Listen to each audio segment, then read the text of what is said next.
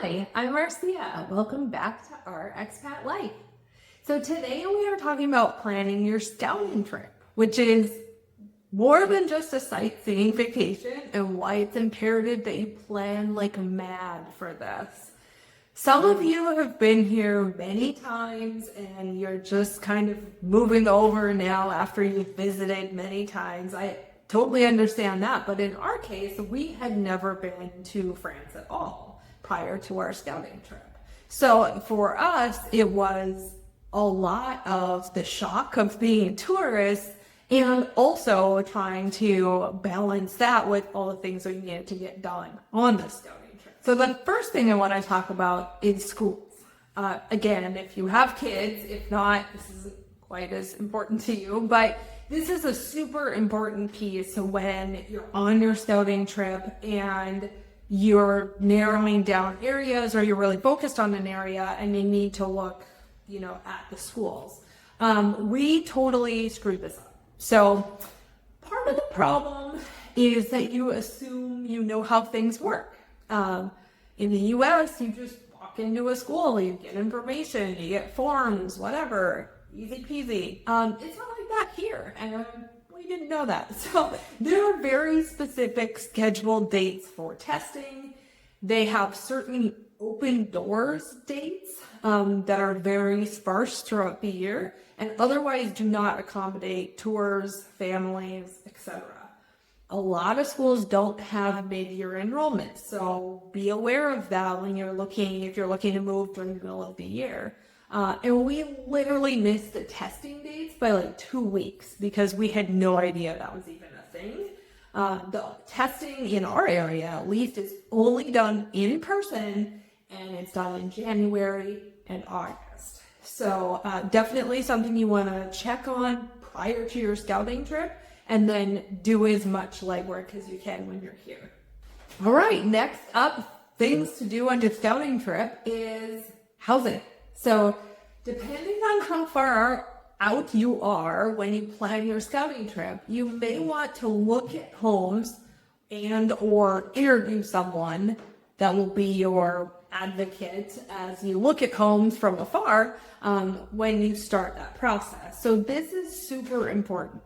If you are years out and just trying out areas, you don't need to focus so much on this. But if you're serious about making this change and you're narrowing down your options, you will want to use this time wisely to do the things that absolutely need to be done in person. If you're on a time frame where you know exactly when you're moving here, then I would start looking because there are landlords, there are owners that are looking to rent something for months out. Because there's so many seasonal rentals here, sometimes they do Airbnb kind of things for the winter season. And then over, the rest of the year, it can be a more long-term. So definitely something to make sure you're aware of. And when your boots on the ground, try and do as much of that legwork as you can. Okay, next on the list is areas. So funny story about this.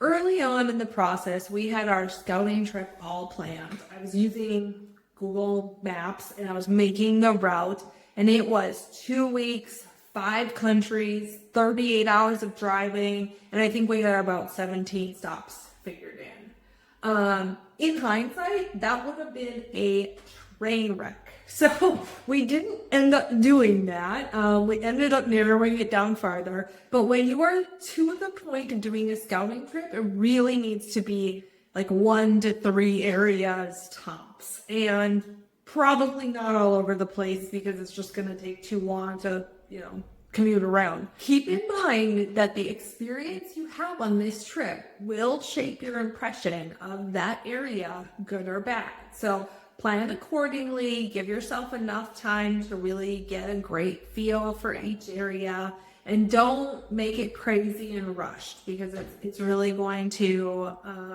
affect the way you feel about the trip and the country and the area as a whole. Next on the list is language. So if you are going to a foreign language place, one that doesn't speak the languages that you speak now, make sure you cram as much language learning in as you can before you go. I did put a link down in the caption for a helpful resource for French phrase learning, because it makes your life a lot easier when you're visiting to at least have a couple of things that you know that you can say. My advice is stay away from like the Duolingo type learning. It seems easy and clickable, but it's not helpful when you're trying to just order a croissant. So check that out in the caption and cram as much as you can in before you go. Okay, so what should you experience on this trip? And my best advice is experience real life as much as you can. So flashback, 20 years ago, I visited New York City during Christmas and New Year's Eve, and we stayed at a hotel in Times Square, and it was the most magical week of my life. And I've been reminded hundreds of times by my husband every time I've said I want to go to New York City that the only experience I have with New York City is not real life.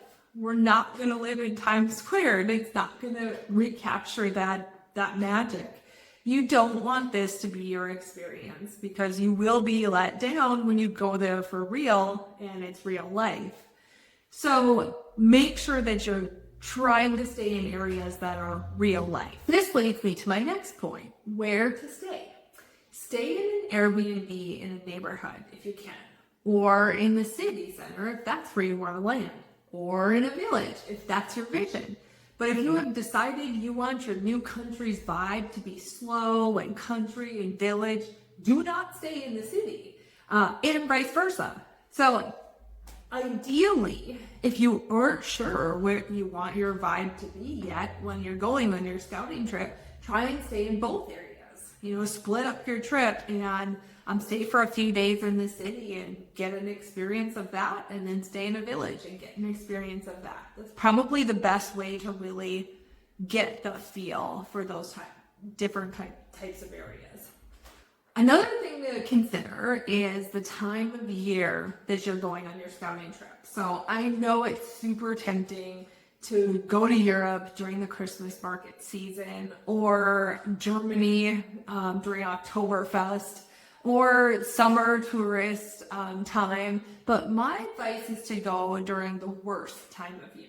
So we actually went on our scouting trip in February because we figured the weather would be the absolute worst in, February. And if it wasn't that bad, then we would know that it's doable for us. So we went during the worst time of year, and it happened to be off season, so it was cheapest too. But that's a great way to experience real life in that area. And one final thought is your transportation. You will probably need to have a vehicle to be able to explore and, go from city to village and kind of all over the place.